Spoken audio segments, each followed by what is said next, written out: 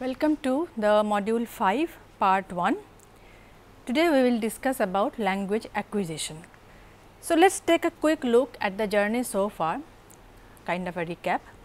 So, till now we have seen that language in both its structural as well as functional domains is inextricably related to the neurocognitive as well as socio-cultural aspects of human experience. So, not only is language connected to the mechanisms within the brain, within the cognitive apparatus, but also it is informed and it is in a constant interaction with the socio-cultural environment, the input from the outside of the human body. So, there is a mixture of various factors that give rise to what we see in terms of language output. So, we have seen that through various aspects of language, starting with the category formation process and how it is expressed in language, the framing of an experience, and then schemas and metaphors and metonymy and so on and so forth. Various experiences of human life and how they are closely connected to the fundamental aspects of human cognition, which is then revealed through language. So, this is what we have seen till now. Now, let us turn to yet another very interesting angle of language, which is that of learning. How does language learning take place? So, in this segment we will look at a few important points in this domain. So, we will start with language acquisition in children. Typically, when we are talking about language acquisition in children, we will be referring to first language acquisition. So, within first language acquisition, there are various standpoints theoretically. Some of them are belong to one category of theories, some of them belong to another category of theories, and ultimately more or less it all we can categorize them. The various theoretical positions can be categorized either belonging to the nature or the nurture part of the nature nurture debate. So, while talking about these theories, we will look at only few of the scholars we will be able to look at, but the most important ones among them will be Skinner, Chomsky, Luria, Vygotsky, Piaget, Sellers, Bandura, Brenner and so on. And then we will be talking about language acquisition in terms of social cognition, and of course, there are two very important concepts as far as language acquisition is concerned, the notion of critical period hypothesis and the idea of the theory of mind. So, theory of mind and its role in language development in terms of both typical and atypical children will also be covered in short. And then we will move on to the role of joint attention, as in how attentional mechanism in terms of joint attention in case of children shape the way language acquisition takes place. And then we will conclude with some of the recent latest developments in this domain as to where research is today as we speak. This is the roadmap we will follow. Now, first language acquisition. Children learn language under normal circumstances. This is a no brainer. Every normally developing child learns to speak and masters language within a very short period of time. So, it is understood that this capacity to learn language is innate. Humans are born with the capacity to speak. Of course, as we have seen in the introductory lectures, that language may not be entirely exclusively human, but largely the complexities of various kinds of language manipulation with respect to various other factors might be human. So, this is a capacity that is understood to be a very important part of human being human, if not exclusively be an exclusive criteria. So, but the type of language that one will speak is not pre-decided, it depends on the kind of circumstances one is born into. And there are stages of development, starts with babbling, cooing and one word stage to two word stage and so on and so forth. There are stages of development that is also universal, almost universal. There are children everywhere learn to speak in the same way. However, it is on the surface a very simple affair. Every child learns to speak, normally speaking. Under normal circumstances, every child learns to speak, and that too remarkably fast. But that is exactly where the question is, how is it that a very complex phenomena of language, a complex phenomena of the understanding of the rules of language as well as in the structural rules of language as well as the usage of the same tool, how is it that it is done, it is mastered in such a remarkably short span of time. Now, compare language learning with respect to any other complex learning mechanism, for example, mathematics. Children master mathematics at a much later stage as opposed to language. So, that is what language is a complex phenomenon, it is not a simple thing. Though it appears simple, but we have already seen through various aspects of it that it is not simple at all. There are so many layers to it, there are so many interactions to master and so on and so forth. So, how is it done? So, that is where the primary debate has always been, primary scientific inquiry has been as to how children do what they do with respect to language. Children master language at a very remarkably fast pace. By the age 5 or 5, they are fluent speakers of whatever language they are born into. So, that is where the a large number of theoretical standpoints have come into being, and there are the linguists and psychologists, most notably psychologists. Most of the theories have come from psychology and also from linguistics to try and find out what is the underlying mechanism that makes children master language even when the other complex mechanisms do not seem to be doing so well with children. It takes much longer time. For example, mathematics. So, before we go into the details of each of these stalwarts who talked about and who have given us theoretical understanding as to how this probably happens, let us just look at, let us try to kind of box them into types of theories.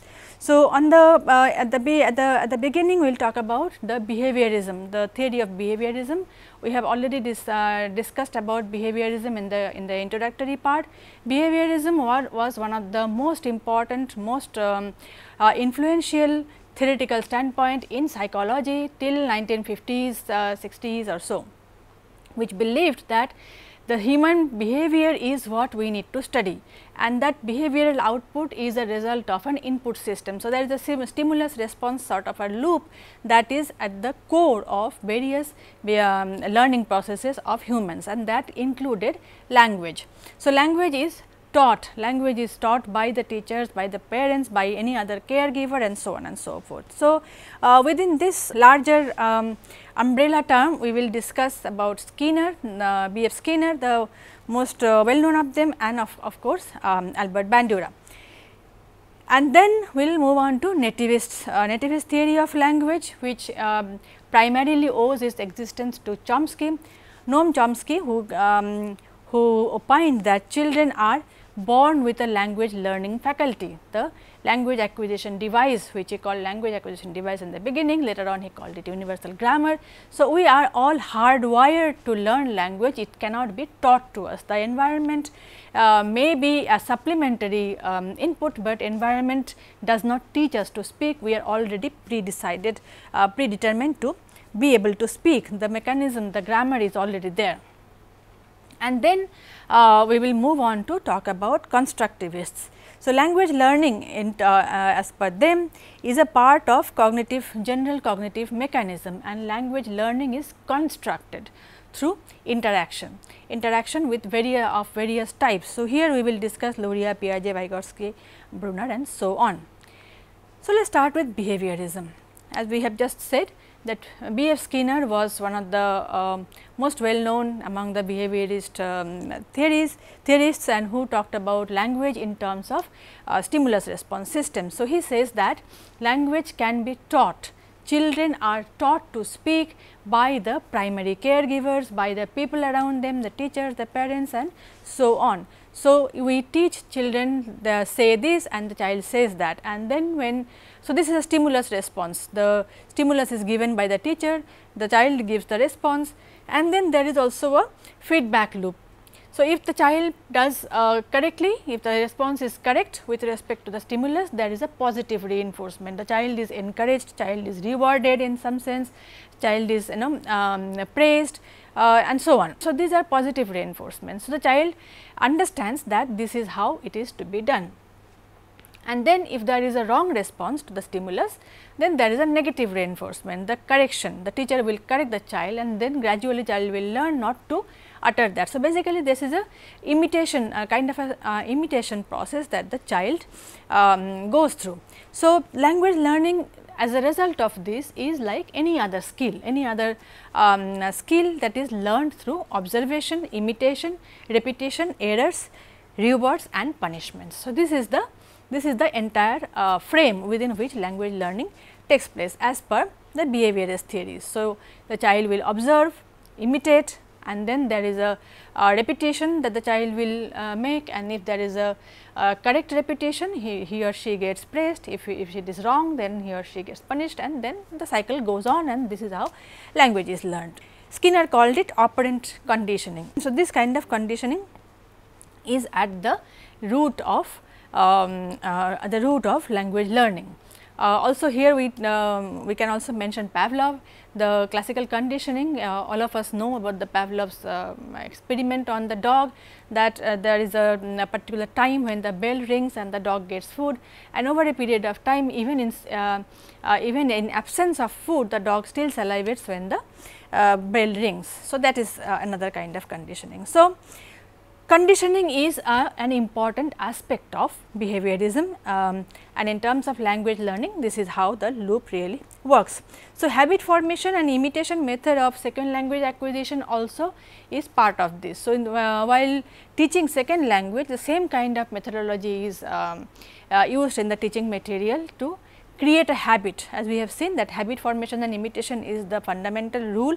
So, the same thing if you take to second language acquisition, this basic idea has been imported there as well in terms of audiolingual method of language teaching. Yet another important scholar is Albert Bandura, who also largely speaking. Now, when we say that both Skinner and Bandura can be understood as behaviorists, we must remember the one thing, that they do not really agree on every point, on every aspect of this methodology. There are finer differences, there are finer nuances within each of them, but largely they can be considered to be part of behaviorist theory, behaviorist agenda, so to say. So, Bandura also believed that children can acquire language through vicarious learning, which is also his most famous theory is that of social learning theory, which is the same thing. So, social learning theory is quite similar to Skinner's behaviorist theory, because it talks about reward and punishment. So, there is an output by the child and then there is a reward, and which means that this behavior gets reinforced, and if there is a punishment, the behavior does not get to get reinforced. So, though his theory is similar with behaviorist theory of learning, however, Bandura makes a very significant contribution here, and in terms of there is a slight difference between him and Skinner, because Bandura talks about cognitive conditioning, cognitive processes. He includes cognitive processes as part of the language learning mechanism. And he makes it very clear that internal brain mechanisms, internal mental mechanisms, cognitive mechanisms are at the root of language learning features, language learning mechanisms that the children put into practice.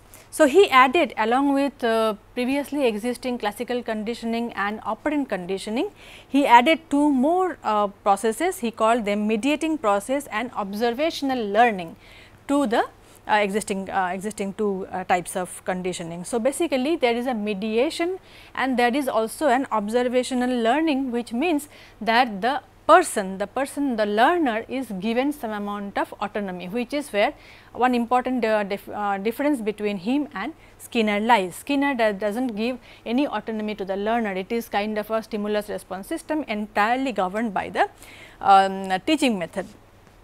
But he firmly believes, Bandura firmly believes that social learning is a very important criteria, and says that it is a 4-stage process. It has and he names them attention, retention, motor, reproduction and motivation.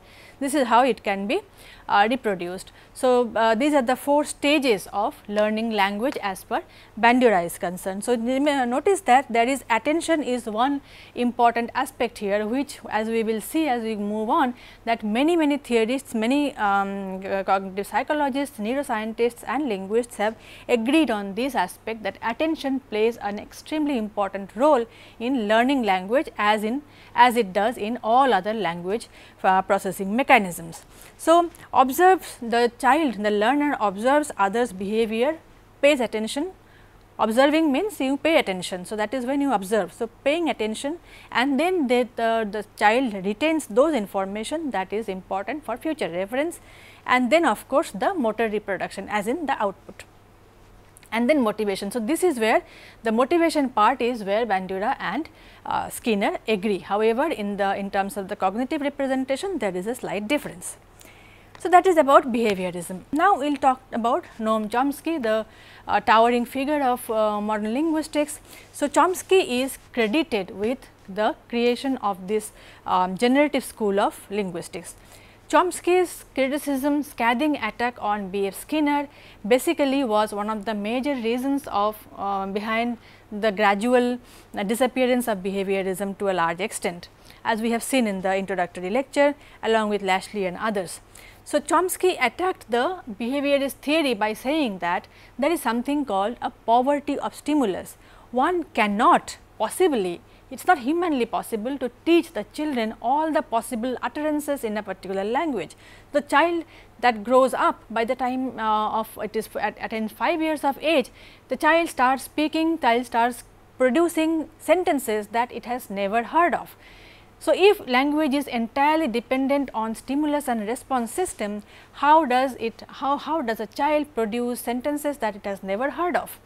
How does it create complex sentences? How does it give produce sentences that are in formulations that they have never been taught explicitly? So, that cannot be stimulus response system, as a result of which is a cannot explain how children are capable of doing that, and we all know that it is true, children are capable of. How often you will see, we will be astonished as when the child is beginning to speak, one fine day the child comes up with a very complex sentence with a very interesting formulation, sentence formulation, syntactic structure, which nobody or none of us would have ever spoken to him or her. So, there are this kind of he pointed out various such problems with the Skinner's theory, and he brought in the idea that it is innate. You cannot teach. All we can do is, there are certain stimulus in the environment that are probably important, but not as important as the innate ability of the child to learn and speak language. So, that there is an universal grammar that all of us our brains are embedded with. So, there is a structure, there is an algorithm that makes us learn language, not somebody teaching us. This is the primary understanding of Chomsky's innateness hypothesis. So, and this particular mechanism, that what he called LAD in the beginning and later on universal grammar, is that this is responsible for language learning, nothing else. And he also made a very important observation, very important standpoint in terms of language functions, that it is modular in nature, meaning that the brain, that aspect of language mechanism in the brain is insulated from other mental functions. It does not have to depend on any other mental or cognitive functions in order to be useful. So, language function is complete in itself, it has a modular structure. So, these are the two most important contributions of Chomsky in terms of language learning. So, innateness hypothesis, that children are born with the capacity and therefore, they will anyway speak with or without teaching, and secondly, language is modular, it does not depend on any other mental mechanism. And he also gave primary importance to syntax, sentence structure, not meaning. Meaning was not really useful as far as Chomsky is concerned. Similarly, we also have Sellers, who is, again there are differences between them, there are not exact, they do not talk about the same things, but largely Sellers also believes in Chomsky's innateness hypothesis. However, he has his own way of presenting it. So, he says that there is a prior abstract knowledge before the acquisition of language. This is where that is where the innateness hypothesis comes in. Sellers compares language to games in which thoughts, assertions, etc. are positions and communication, interaction, intelligibility, etc. are the goal. So, it is like a game, language is like a game, where there is an interaction of various kinds between these two segments. So, what is important according to Sellers is how we learn to move from one position to another. So, he suggests that the distinction between pattern governed and rule governed behavior. A competent language user without intention exhibits pattern governed behavior, that is what he says, whereas a beginner language game player initially will recognize the rules in the linguistic pattern and gradually becomes competent as he understands, as he acquires a clear understanding of the game of the rules and so on. So, Sellers and Chomsky both agree on the innateness aspect of it, but Sellers gives a different slightly different take on this in terms of language being like a game, where there is a difference between pattern and pattern understanding and rule understanding. Now, we come to the constructivists. The constructivists are those psychologists, is primarily a group of psychologists who have talked about how language is learned and what are the mechanisms in terms of a kind of a construction theory. So, the primary understanding of this standpoint is that the knowledge resides in the human mind, knowledge is there. So, this is understood to be a cognitive mechanism, knowledge is there in the brain, but it is constructed. We are not, we do not come prepared with all the rules and everything in place. It is not like we are not a finished product. Human beings have their brains where knowledge is stored, where knowledge originates. However, that knowledge is constructed. It is a process. It is not a given. So, it is neither innate nor it is passively absorbed. So, innate when we talk about innateness, of course, we go back to Chomsky and his followers, and if we talk about passive absorption of knowledge, we talk about the behaviorists. So, constructivists differ from both of these in the sense that they talk about knowledge being constructed by the agent himself, agent as in the human being, the learner, the person who is constructing knowledge. So, the learner has an active role in this particular theoretical understanding. The learner gradually builds up knowledge upon the foundation of previous experience. So, as we go on and on, we the first experience we gain some knowledge, keep it stored, there is another set of experience, we match them and then build up on that build up on that understanding on the as we have from the previous experience, and so on and on. So, it is a gradual process, it is a continuous process where the learner has an active role to play.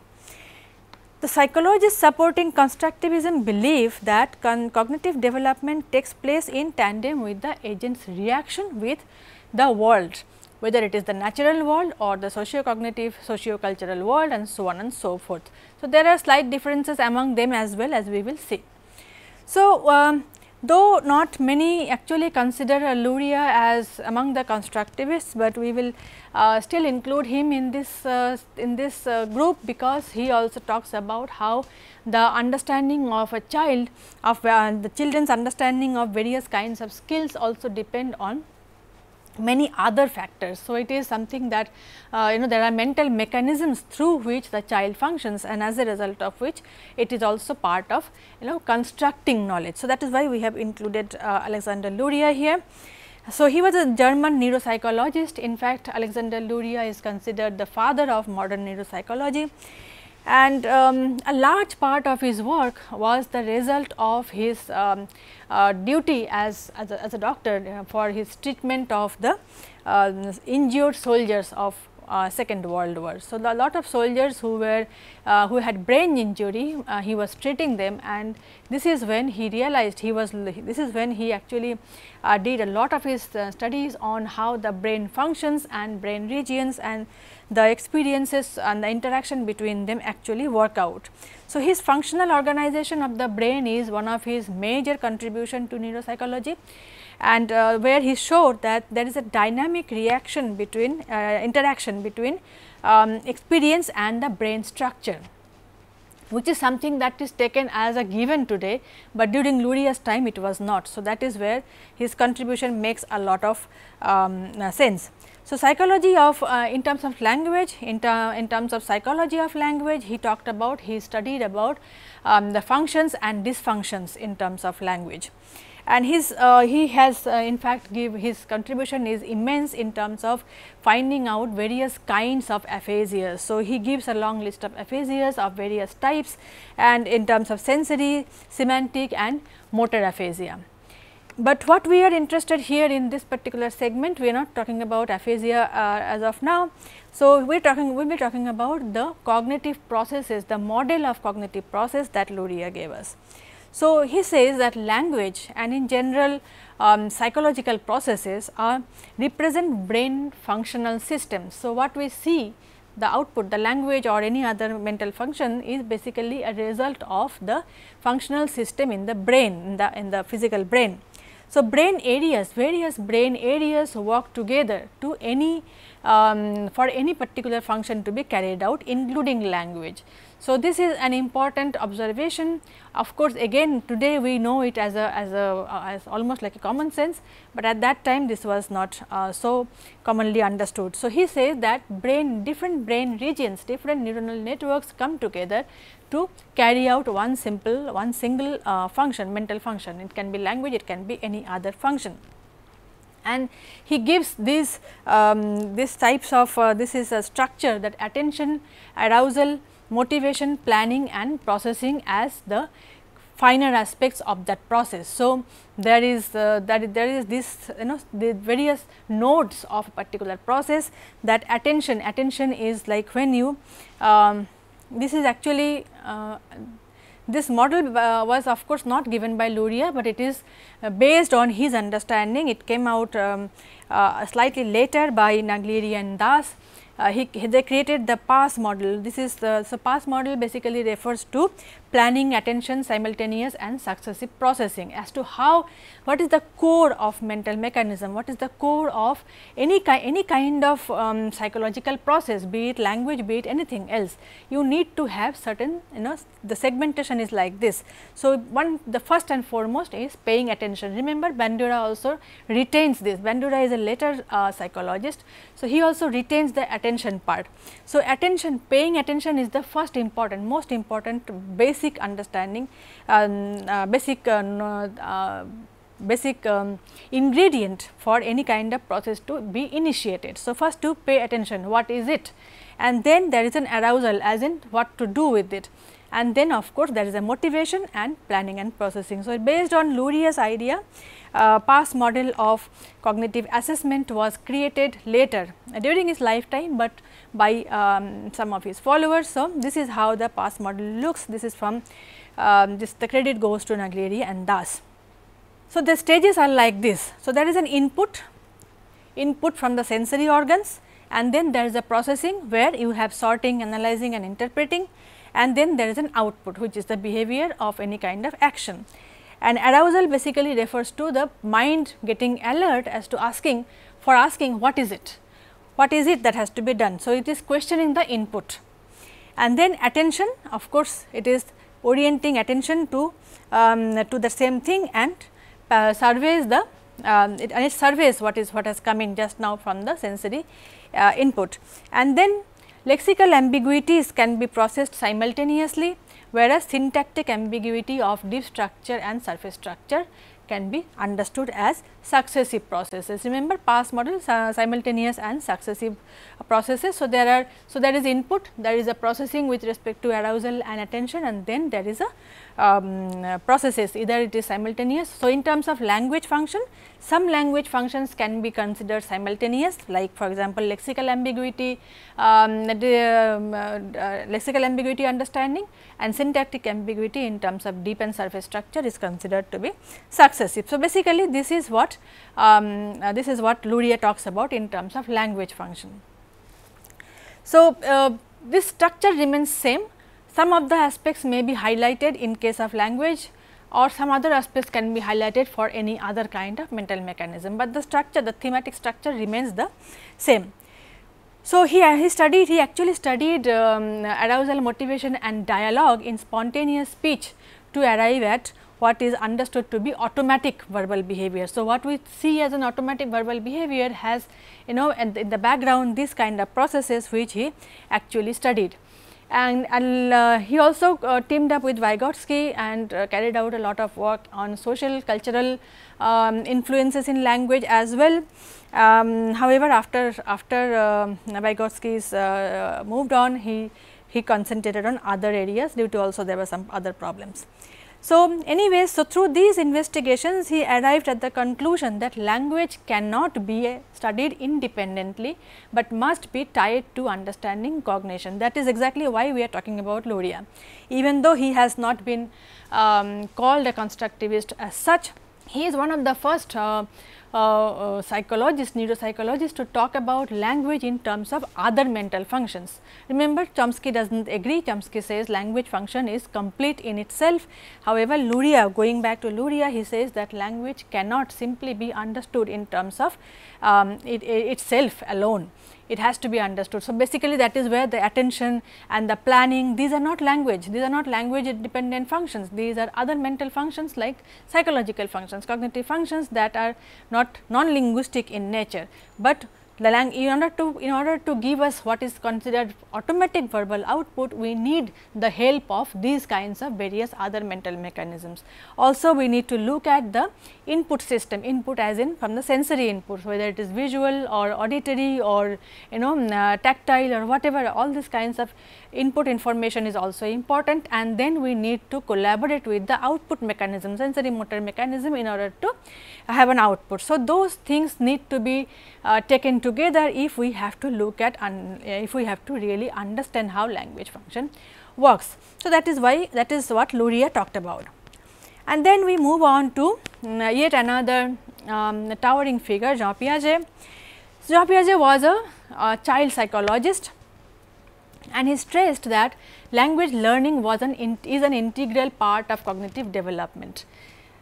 So, you see the similarity, and it is linked to biological maturation. This is a very significant contribution of Piaget.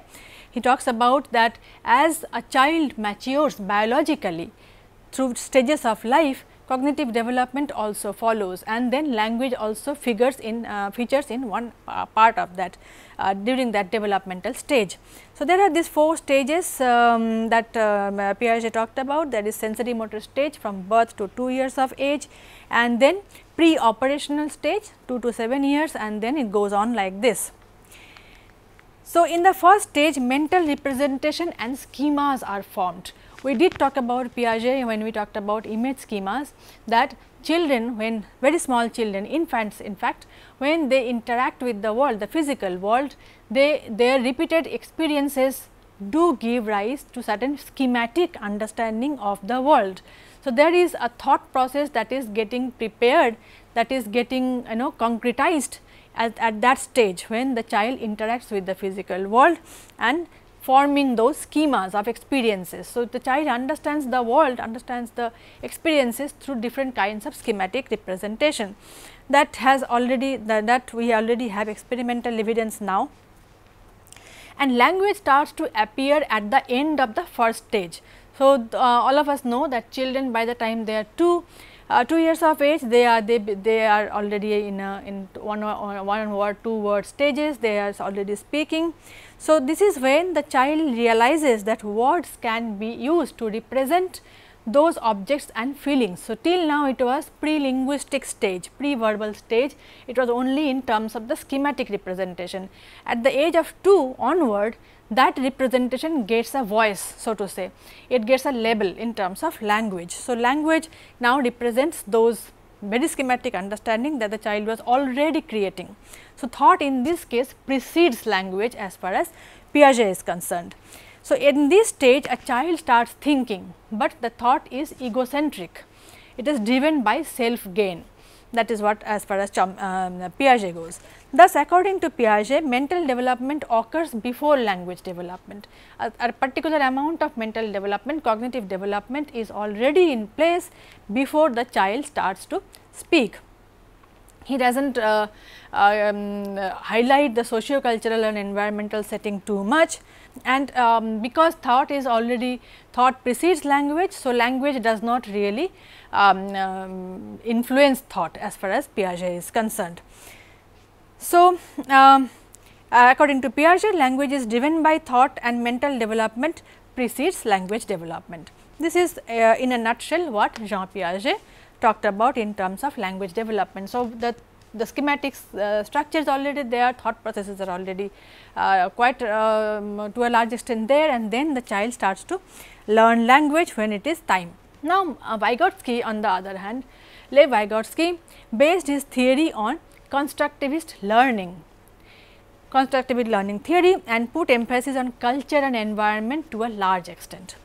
He stressed the importance of social environment in understanding human interaction, because the language is not spoken in a vacuum, that we have already seen. So, language is situated within a socio-cultural environment, and this is how the child learns, that this is how the child's language development really takes place, with a significant amount of input from the environment. A child's development appears on 2 planes as far as Vygotsky is concerned, social and psychological plane, and there is a strong relationship between these two. So, on the psychological level, of course, there are those cognitive development that is happening stage by stage, but at the same time, and at the social level, at the social plane also, the child is constantly getting input from outside world, and this strengthens his cognitive development. So, according to Vygotsky's philosophy, language plays a crucial role in shaping the overt behavior of an individual as well as influencing the covert behavior, that is thinking. So, in fact, he talks about private speech and then he says that private speech later on develops into what is, it kind of goes underground and it becomes thought, that is what is covert behavior. Overt behavior is the language output and the covert behavior is basically thought. And he also talks about, he gives various other kinds of ideas also in terms of ZPD and scaffolding and so on and so forth. All these basically refer to the socio-cultural conditioning that the child goes through. So, this is very crucial for skill development of a child, which the child can use for developing higher mental functions on his own. So, this view expresses the idea that an individual's experiences form and shape the behavior of that particular person. So, this is inner and private speech. Vygotsky also gave an importance to the inner speech of the person, the private speech of a child, and he says that there is the transition between social and inner speech is very important, and this private speech diminishes as the child grows gradually after a period of time, and then it kind of becomes his thought process. So, it becomes the inner speech or the verbal thought. So, we have already seen that within the constructivist theory there are many people, however, they all are not, they do not all talk about the same thing in the same way. Of course, largely there is a common understanding that knowledge, like any other knowledge, language learning is also a constructive mechanism. It is the learner constructs the knowledge of language in terms of both psychological and social input. So, psychologically there are cognitive development sub stages, and then the child actively interacts with the natural world as well as with the social world, and it is an interaction, dynamic interaction between these various inputs that the child constructs is his own understanding of a particular skill, the skill development, whether it is language or otherwise. However, there are some finer nuances, some finer differences, though they have been mentioned before, but this gives you this is a chart form that gives better that highlights those points. So, biological maturation in terms of Piaget is what leads to cognitive development, but Vygotsky thinks society and cultural environment leads to cognitive development and so on. So, there are many of these things. Activity as far as Piaget is concerned should be individual, but Vygotsky stresses on the social activity, that the child interacts with the other people in the environment, with other socio-cultural aspect of his environment, not just himself and the natural environment and so on. Similarly, there are differences between Sellers and Bandura and so on.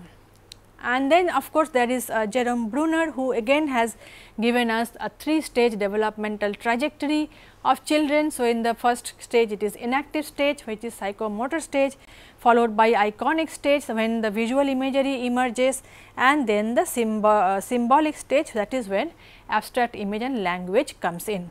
So, basically to summarize that there are of course, this is the list is not exhaustive here, even there are many more scholars, Lenneberg for example, but roughly if we look at the primary takeaway from these various theoretical standpoints, there is on the one hand the universal grammar, the proponents of universal grammar that says, that believes that language is a task too demanding to acquire without specific innate equipment. So, there must be a language component in the brain which is enough.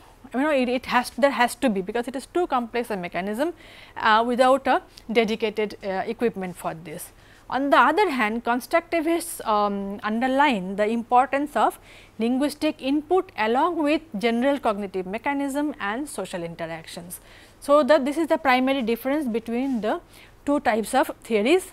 However, let us not forget that Chomsky also agrees that the social environment, the linguistic environment is also important. It is not that it is not important at all, but he gives more importance to the mechanism that we are born with. But on the other hand, constructivists do not believe in an innate grammar. They believe that this is constructed, the child's language learning, the child's understanding of language and its usage and so on, all the different facets of a complex mechanism called language is constructed, actively constructed by the learner by these kind of various interactions. Now, yet another important aspect when you talk about language learning in case of children is the notion that of critical period hypothesis. What is critical period? Critical period is basically a biological thing, a biological notion that there is a very small temporal window in the postnatal early postnatal life of biological entities, where certain specific skill sets should be in place. For example, birds, the chicks of birds must learn to fly at a particular within a particular short span of time after hatching. Similarly, the hunters should also learn to hunt at a within a specific time. So, this is the critical period. So, this is a temporal time window in early postnatal life when specific experiences are crucial for the development of certain skills.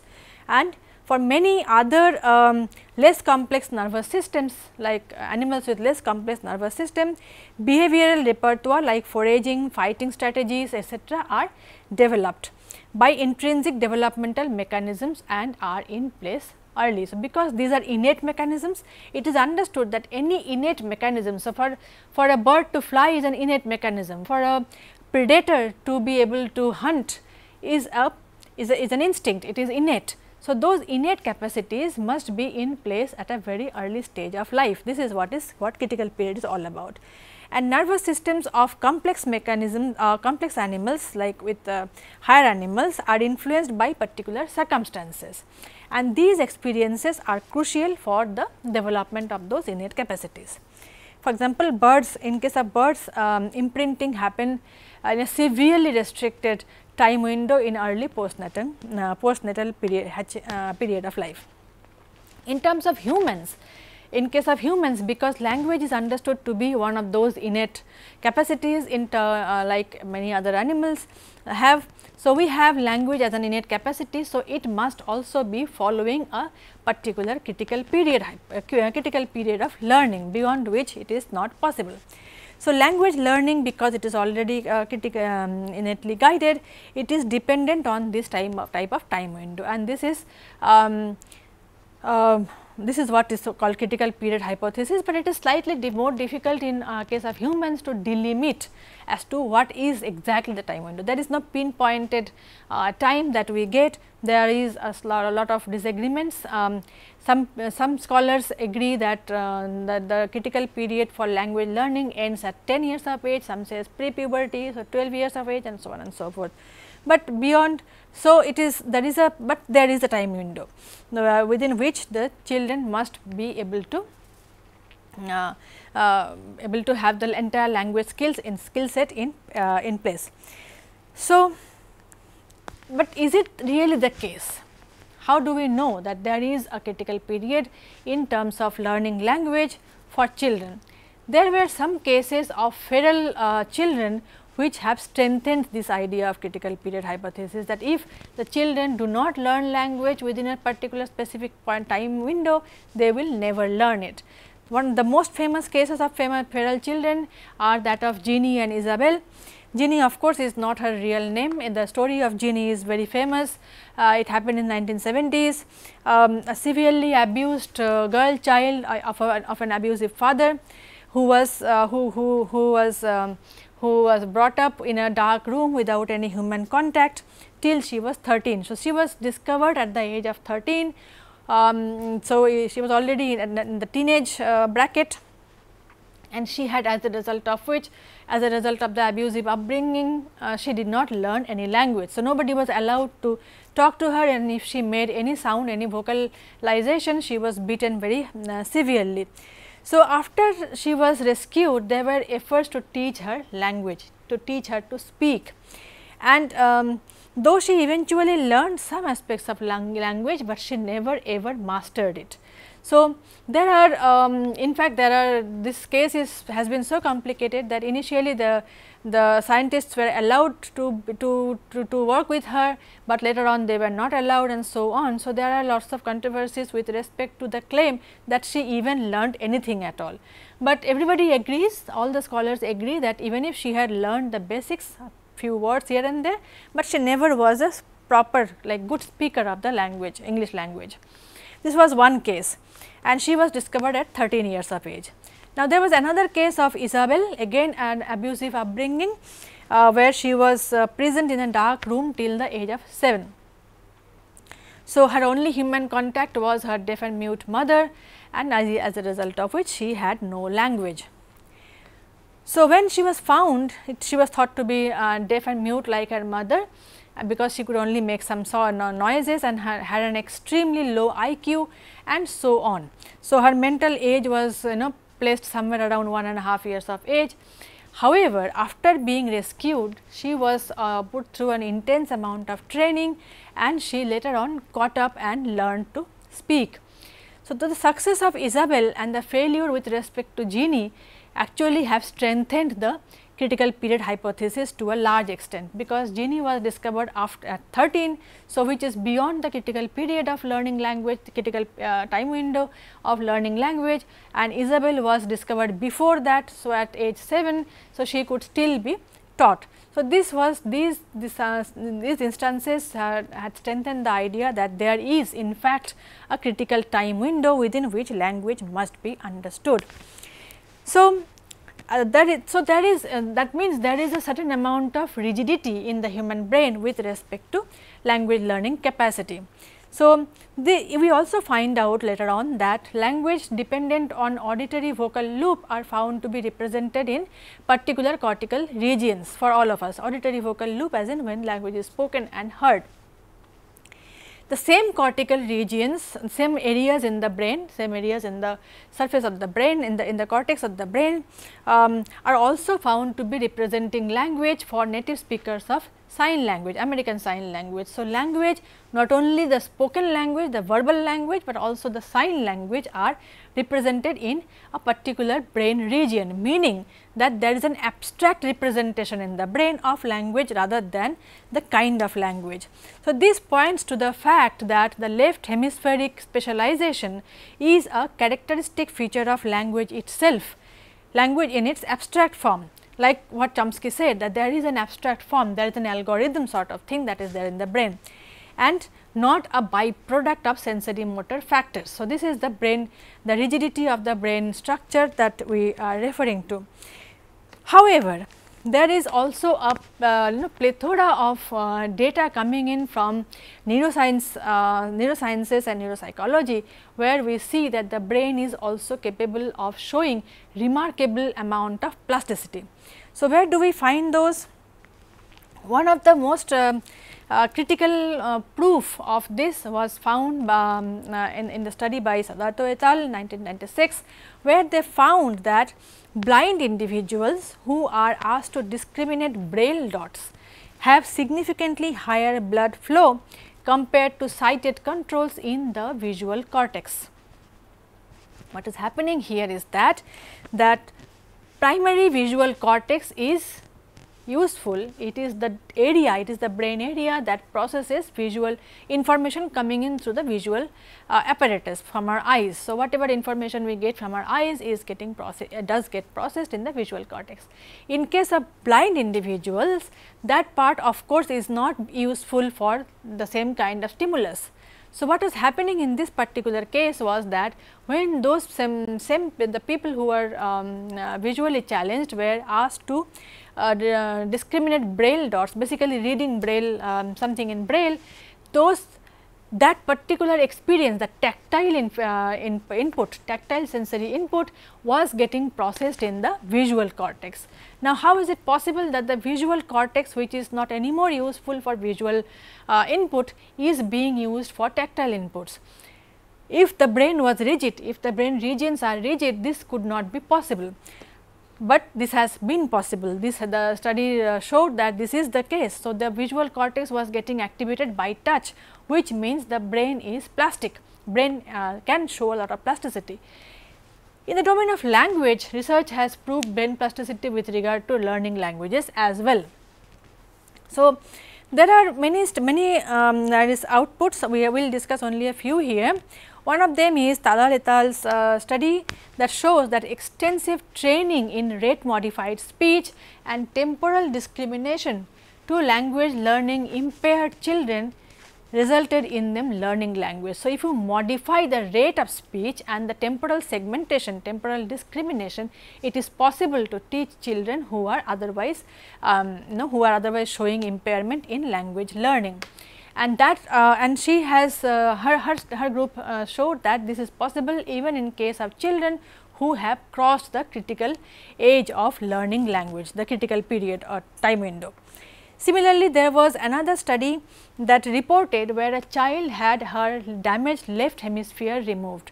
Our left hemisphere, we speak with our left hemisphere, so to say. So, the language areas are situated in the left hemisphere of our brain. Now, there was a child who had her left hemisphere was severely damaged and it had to be finally surgically removed. The left hemisphere is removed. This child goes on to learn language at the age of 9 years, like after the age of 9 years, that is when the experiment, the surgery happened. So, this suggests that when the left hemisphere, which is responsible for language learning, is removed entirely, which means that this child learned language with her right hemisphere, which is not the traditionally believed domain of brain that is responsible for learning language. So, if the brain is not is not capable of plasticity, this will not happen, but it has already happened. The study has already proved that. So, this suggests that language can be learnt with the residual abilities of the right hemisphere if the inhibitory effects of damaged left hemisphere is removed. even at an advanced age in terms of language learning ability. Age 9 is quite late, because till then she had not learnt anything, because the left hemisphere was damaged. So, which means that inability to learn a new language at a later stage in life may be because of reasons other than critical period. So, there are some proof coming from this kind of various studies that show that it is possible. It is possible to learn language at a later stage of life, and it is possible to master the language probably also. However, they may not be the reason may not be a critical period, reason may be somewhere else. In this case, in this child's case, it was the brain, the damaged left hemisphere, in some other case something else, which can be corrected, because the brain is remarkably plastic. It cannot be, because the plasticity we will discuss in the next in yet another segment in more detail, where we will see that brain is remarkably plastic. It can adapt to a lot of demanding scenarios. So, it cannot be possible that language cannot be learned. It is another skill set, it can be certainly learned. However, latest findings, but research in this domain is still going on, and we have new evidence every other day that informs us about finer nuances within this domain. And some latest findings suggest that critical period may not hold for language learning as a whole, as in one will not be able to learn language at all. That kind of position is too strong to take. However, there might be some aspects of language, some grammatical aspects of language that might get affected. So, it might, so ultimately critical period might hold, but only for certain grammatical aspects, but not language learning as a whole. So, even within grammatical aspect, a smaller some smaller aspects of grammaticality that might get affected. So, this is about critical period hypothesis, which is a very important notion in terms of language learning. Another theoretical standpoint with respect to children's development, because we are looking at language development, language learning acquisition in children in terms of various other kinds of developments as well. It is it is not possible to differentiate that from other mental abilities. So, there is another notion called theory of mind. So, what is theory of mind? This is a very important socio-cognitive skill. This is something, this is at the root of human behavior, at the root of human mental capacities, and it involves developing a sense of what others are thinking. We automatically know by looking at another person what he or she might be thinking, and what we can predict the behavior of others and so on. So, this helps us form our responses in a given scenario. So, this is theory of mind. So, this is not something we are born with. Humans are not born with the understanding that people have unique beliefs and thoughts. This is a learned behavior. In childhood, children do not know, and very small children do not understand that what she is thinking is not the same as what another person is thinking. So, this is a learned behavior, hence theory of mind is learned. This stage is arrived at through various developmental stages that a child goes through. This includes the notion of attention, that is something we will bring up again and again, attention, and intention of others as well as imitation of others mental states. First stage is that of attention. Children learn very early that looking is not just seeing, but also a tool to be selectively used to gathering information. In fact, remarkable findings in this domain has come out that children who are very small, like infants, 4 to 6 months old infants, understand that attention is a crucial. So, they know that how to channel others' attention as well. So, they know that looking is not just seeing, but also a tool that can be used for getting more information about that particular aspect in the scene. So, they have been found to be utilizing this mechanism to in their parents to get attention to themselves. As early as 7 to 9 months of age, children are capable of understanding attention in others. Their behavior shows that the development of this social skill is an important predecessor to developing theory of mind, TOM as we call them, and Simon Baron Cohen's contribution in this domain is immense. So, this is the beginning part. So, children start understanding that there is a mechanism of attention. They understand their own attention, that they can actually get more information by paying attention to certain thing. They can also modulate their parents' attention towards themselves by using those skills, and this is on which the later on theory of mind is built upon. This stage is followed by acting, and knowing that people can act on that catches their attention. So, goal directed behavior starts from that particular aspect. This behavior is dependent upon intention. So, attention followed by action and intention, and people can have various different kinds of intentions and therefore, different behaviors. These are the components that gradually give rise to what we understand as theory of mind. So, imitation is often understood to be another important aspect. However, there are disagreements among researchers on this. Children use pretend play. All of us have seen children playing like kings and queens and teachers and students. So, pretend play is a very important and integral aspect of children's development. This is the time that reflects, that shows us that they have developed the understanding that different mental states are related to, attributable to different characters. So, they know how a teacher will behave, and how the teacher's behavioral output is depends on the intention and attentional mechanism of the teacher. So, the teacher understands things like this, which is different from the student in the same given bigger scene. So, by the time children are capable of pretend playing, we understand that they have the theory of mind in place. This is something that is common and taken for granted. However, this does not happen all the time.